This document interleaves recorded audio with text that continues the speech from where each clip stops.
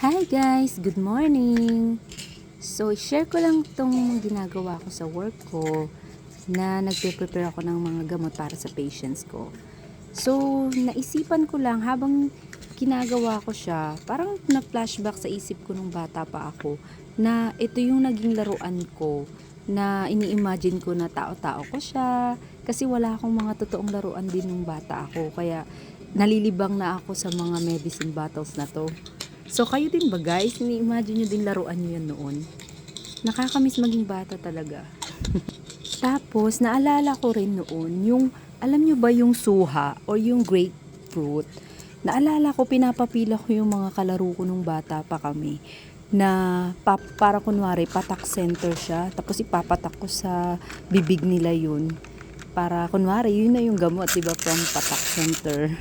So, nalilibang na talaga ako nung mga time na yun na nagpipretend ako kunwari doctor ako or nurse na din. Yun na rin siguro yung sign, no, na magiging nurse pala ako in the future. So, yun lang po guys, na-share ko lang. Alam kong meron ding makaka-relate dito, di ba? Yun lang po. Thank you for watching. Bye! God bless!